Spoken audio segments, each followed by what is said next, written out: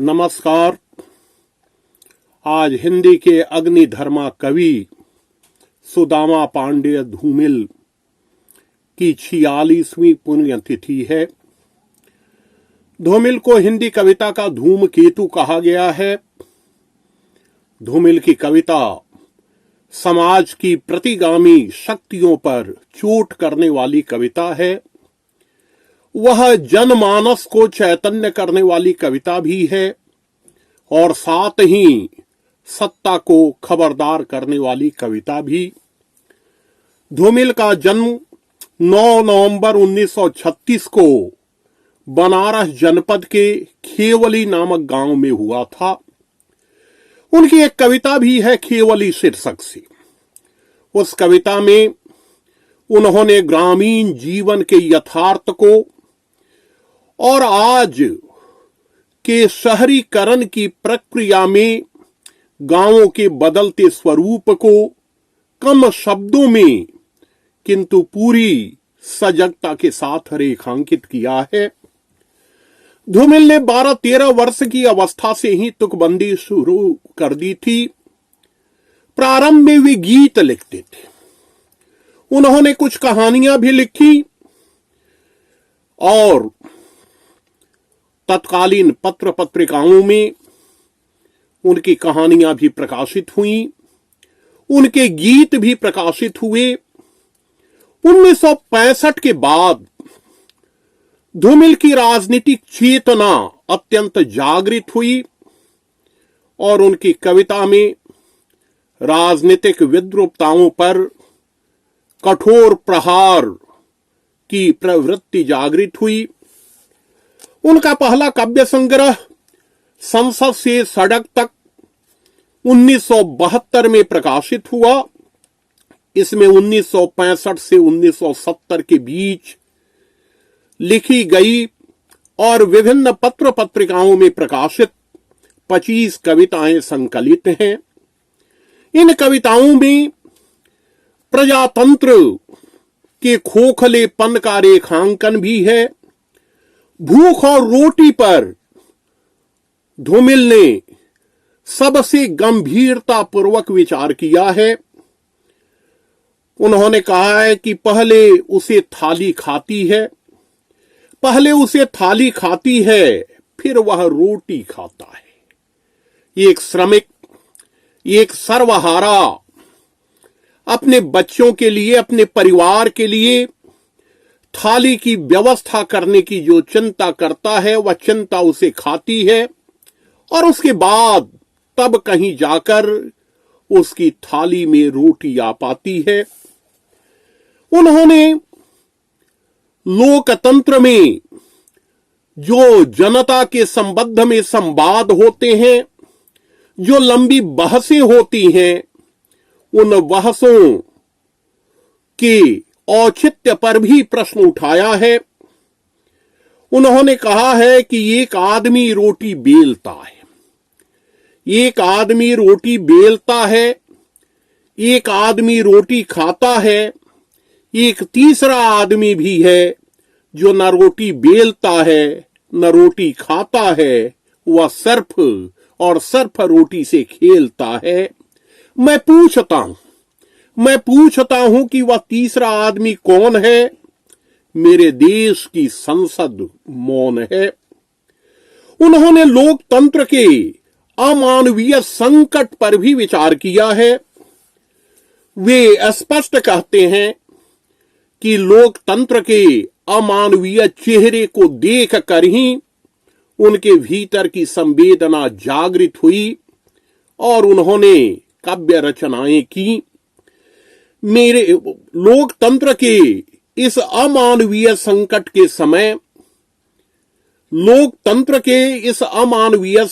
के समय कविताओं के जरिए मैं भारतीय वामपंथ के चरित्र को भ्रष्ट होने से बचा सकूंगा। मात्र इसी विचार से मैं रचना करता हूं। यह वह दौर था जब प्रगतिशील आंदोलन में कुछ ऐसे तत्व आ गए थे जो उस आंदोलन की गति को मंद कर रहे थे। उसे विपरीत दिशा में ले जाने की कोशिश कर रहे थे। उस समय एक कवि के रूप में धूमिल का अवतरण अपने आप में एक ऐतिहासिक घटना है। उन्होंने सर्वहारा के संघर्ष को न केवल वाणी देने की कोशिश की है, बल्कि सर्वहारा को एक परिवर्तन के लिए, एक क्रांति के लिए उत्प्रेरित और उद्बोधित करने की पहल भी की है। धूमिल का काव्य संघर्ष और विद्रोह का काव्य है और वह प्रखर राजनीतिक जागरण का काव्य भी है। इसीलिए वे विद्रूपताओं पर व्यंग करते हैं। मैं देखता हूं, उनकी पंक्तियां हैं कि मैं रोज देखता हूं कि व्यवस्था की मशीन का एक पुर्जा गर्म होकर अलग छिटक गया है। मैं रोज देखता हूं कि व्यवस्था की मशीन का एक पुर्जा गर्म होकर अलग छिटक गया है, ठंडा होते फिर कुर्सी से चिपक गया है। यह जो विसंगति है, यह जो सत्ता और तंत्र का खोखलापन है, उसकी ओर इन्होंने पूरी गंभीरता से संकेत किया है। धूमिल के जीवन काल में उनका एक ही काव्य संग्रह छपा था, संसद से सड़क तक। लेकिन उनके निधन के बाद कल सुनना मुझे यह 1977 में प्रकाशित हुआ।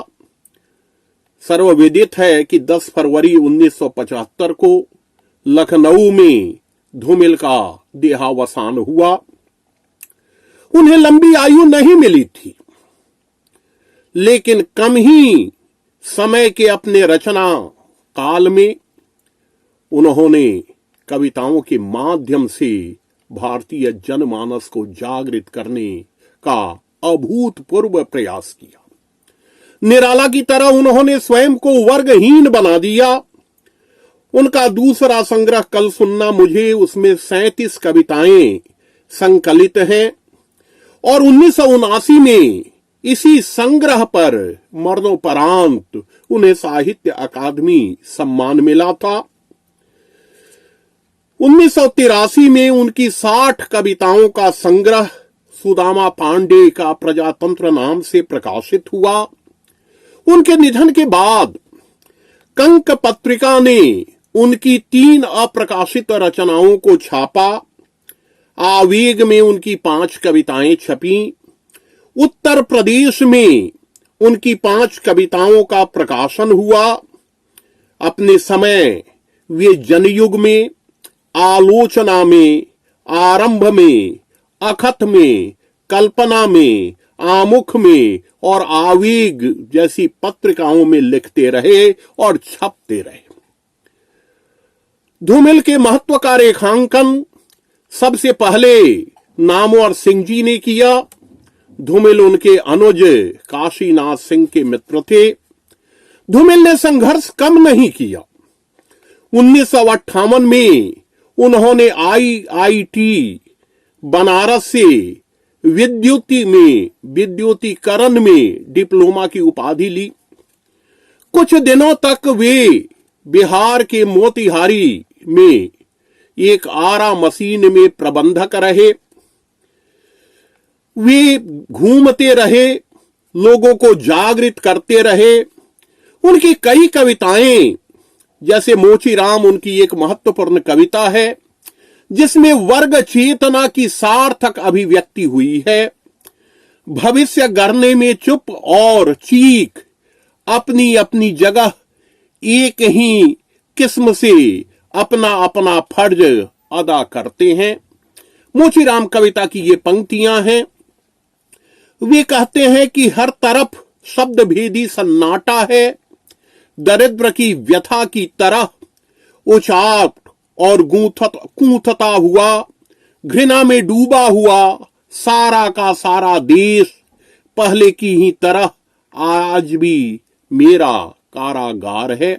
पटकथा जो हिंदी की सर्वाधिक लंबी कविताओं में एक है। पटकथा जो अपने समय संदर्भों से सीधा संवाद करने वाली कविता है, उस पटकथा में उन्होंने राजनीतिक, सामाजिक, आर्थिक विद्रूपताओं पर गहरा प्रहार किया है। वे कहते हैं अपने पहले ही संग्रह में कि अब उसे मालूम है कि कविता घेराव में किसी बौखलाए हुए आदमी का संक्षिप्त एकालाप है। ऐसा भी माना जाता है कि कविता मानवीय संवेदना का संस्कार करती है। धूमिल की कविताएं निसंदेह जागृति का मंत्र फूंकती हैं हमारे समाज में। वे कहते हैं, अकाल दर्शन उनकी एक प्रसिद्ध कविता है, और मैं सोचने लगता हूं कि इस देश में एकता युद्ध की और दया अकाल की पूंजी है। और मैं सोचने लगता हूं कि इस देश में एकता युद्ध की और दया अकाल की पूंजी है। क्रांति यहां के असंग लोगों के लिए किसी अबोध बच्चे के हाथों की जूझी है। तो ये उपमान, ये समकालीन जीवन से निकले हुए उपमान हैं, जो धूमिल की कला चेतना की प्रखरता को भी रेखांकित करते हैं। शहर का व्याकरण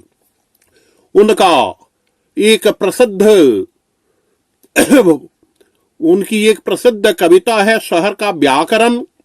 शहर का व्याकरण कविता में भी कहते हैं, सचमुच मजबूरी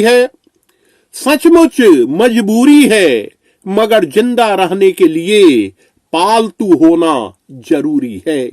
ये 3 पंक्तियां आज के मानव की नियति को, उसकी विडंबना को कितनी सजगता के साथ रेखांकित करती हैं। धूमिल की रचनाएं बहुत कुछ लुप्त रही हैं, समय समय पर लोगों ने खोजा है। धूमिल की कविता पर विद्यानिवास मिश्र जैसे विद्वान ने भी विचार किया है। धूमिल की कविता अपने समय के समस्त छद्म रूपों पर प्रहार करती है, वह खबरदार करती है। तो इस तरह धूमिल का काव्य हिंदी की प्रगतिशील चेतना को रेखांकित करने वाला, अग्रेसित करने वाला काव्य है। आज लोक भारती प्रकाशन ने धूमिल की समस्त रचनाओं को 3 खंडों में प्रकाशित किया है। उसमें धूमिल का गद्य भी है। धूमिल एक कहानीकार के रूप में भी आते हैं। धूमिल की एक स्पष्ट काव्य दृष्टि भी है। वह काव्य दृष्टि कितनी प्रखर है, कितनी पैनी है। धूमिल की कविताओं से गुजरते हुए यह लगता है कि आजादी से मोह भंग कैसे और किन कारणों से हुआ। सबके बावजूद धूमिल की कविता में अपनी मिट्टी की महक है, अपने देश के प्रति गहरा अनुराग है। वे मनुष्य को मनुष्य बनाने के लिए काव्य सर्जना करने वाले समकालीन हिंदी के एक अनिवार्य, एक अपरिहार्य कवि रहे हैं। उन्हें लंबी आयु भले ही भौतिक रूप से नहीं मिली हो, लेकिन जब तक हिंदी कविता रहेगी, कविता का विकास रहेगा, धूमिल कवियों के बीच, सजग पाठकों के बीच, बुद्धिजीवियों के बीच, आलोचकों के बीच विद्यमान रहेंगे, उपस्थित रहेंगे। धूमिल जागृति के जीवंत प्रतीक हैं, और धूमिल का एक एक शब्द, एक एक विराम चिन्ह अपने आप में बोलता है, अभिव्यंजित होता है। हिंदी के इस कालजयी कवि को उसकी पुण्यतिथि के अवसर पर मैं सादर नमन करता हूं और हिंदी की प्रगतिशील काव्य धारा के विकास को अग्रेसित करने वाले, आगे बढ़ाने वाले इस अग्निधर्मा, इस क्रांतदर्शी कवि की कविताओं को देखकर, पढ़कर, उनमें उतरकर अपने भीतर एक नई ऊर्जा का संचार पाता हूं। उन्हें नमन और उनकी कविताओं के प्रति एक गहरी श्रद्धा, एक गहरी आत्मीयता, उनकी कविताओं के साथ संवाद करके हम अपने समय के अनेक ज्वलंत प्रश्नों के उत्तर खोज पाएंगे। नमस्कार।